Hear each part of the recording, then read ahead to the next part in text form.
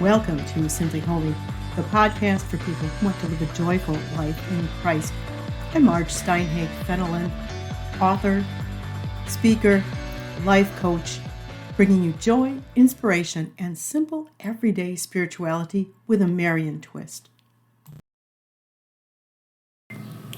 Have you ever wondered why people behave the way they do?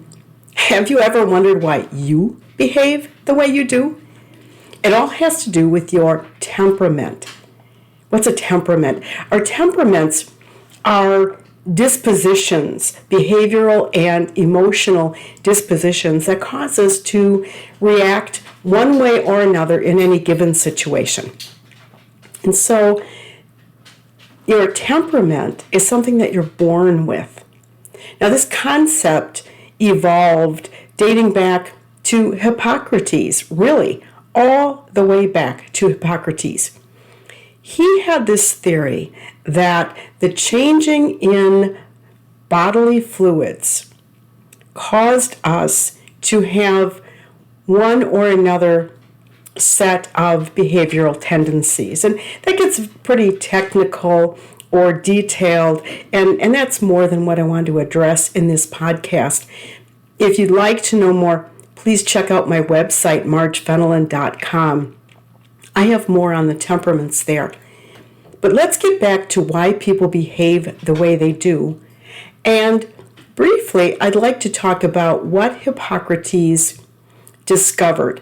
So he came up with 4 basic temperament types: sanguine, phlegmatic, melancholic, and choleric.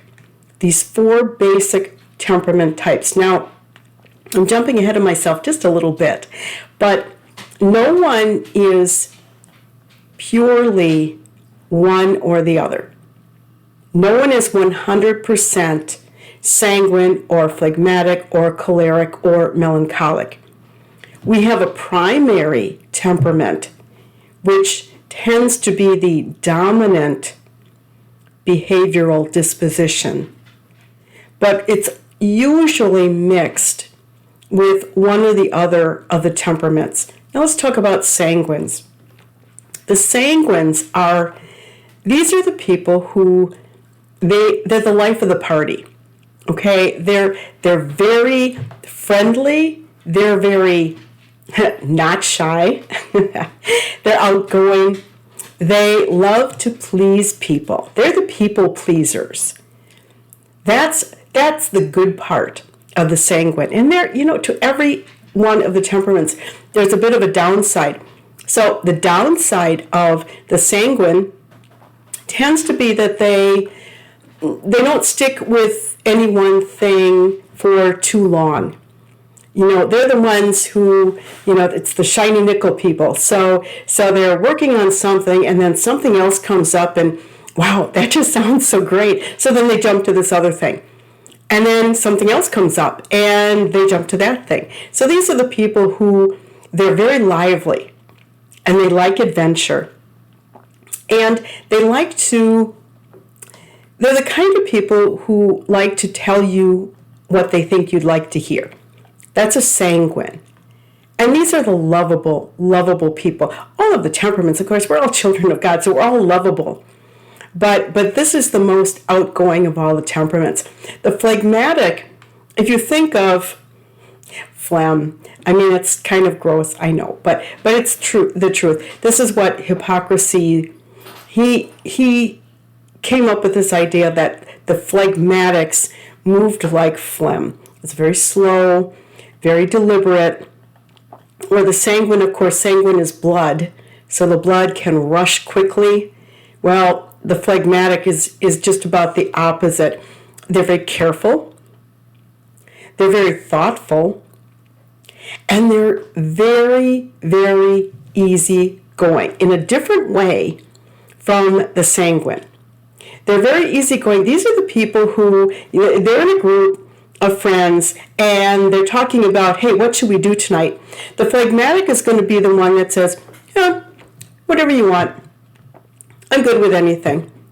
Where the sanguine's going to be the one that says, oh, let's go do this. Let's go that other way. That's the sanguine. versus the phlegmatic.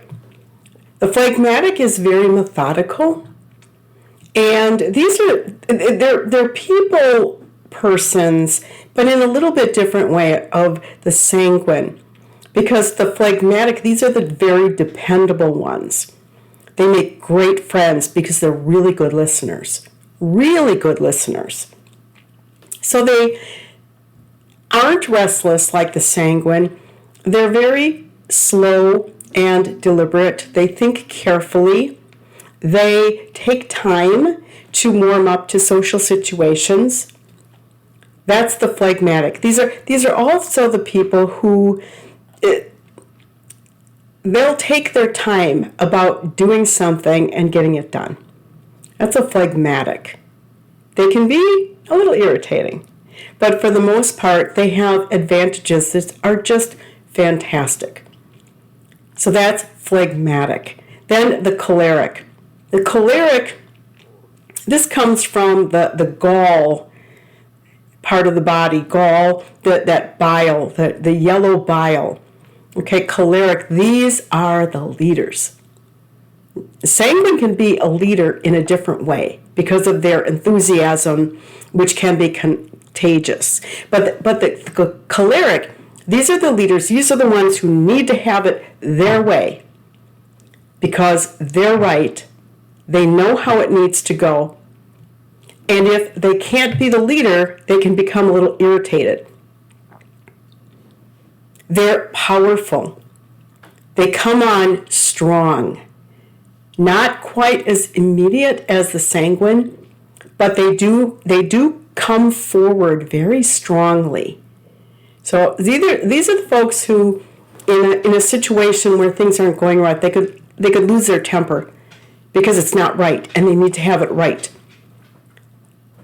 Many, many, many, many, many leaders of countries, of military, were choleric because they see what needs to be done and they go after it. And they're going to go after it until it's all done and it's done right. That's the choleric. It's a great advantage to have a choleric on your team because they're the ones who are going to lead the way. They're going to get everything put together, and they're going to make sure it happens and that it happens right.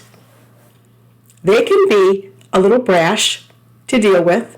I've got cholerics in my family. It can be a little rough sometimes, but the advantages are just so far ahead of the disadvantages. So that's the choleric. Then the melancholic. So think about melancholy. You know, there's that song, Melancholy Baby, right? They present as being sad because they're very thoughtful. They're very, they seem to be always down. They may not be, but they seem like that. They seem to always just be down because they're very, very introspective. The melancholics will be in a situation or encounter a situation, and they're going to be very slow to react. They're going to need to think about it for a while. And they'll need to think about it in a way that is focused on how does it affect me? And they can take things very personally. So can a choleric, for that matter. But it's a little bit different with the melancholic because they have that tendency toward sorrow and depression. A lot of the saints were melancholic because these are also the people who can be very, very contemplative because of the introspection. They want to contemplate, they want to be with God, they want to be alone with God. They don't really need other people per se. They would be very happy just to be on their own and not be bothered and spend time with God, spend time on their own, reading, listening to music, whatever the case may be. But that's the melancholic, the melancholy. So this temperament, according to Hippocrates, comes from the black bile of the body. Now, realize that this was many, many centuries ago, but he was onto something in terms of the way that people are born with a particular temperament. So melancholic. And then finally is the combinations. So you've got sanguine, phlegmatic, choleric, and melancholic. Generally, and really, this is just generally, this isn't always, okay? But generally, you will see two extroverted temperaments mixed or two introverted temperaments mixed. For example, the phlegmatics they're introverted. So they would, in a single person, you likely would see the melancholic mixed with the phlegmatic. But that's not to say that you can't have a melancholic mixed with a choleric temperament. And there are many, many people who are like that. And again, referring back to the saints, many of the saints were like that. Choleric, melancholic. Sanguine you'll see often mixed with choleric. When you think about that, they're the ones that get out there, they're going after it, they want to get it done, and they can't wait to start. And the choleric is going to be that leader in them that pushes them ahead. And sometimes they can shoot themselves in the foot because the choleric wants it done and done right, but the sanguine says, well, gee, there's this other cool thing I want to do now. And doesn't always get back to that first thing.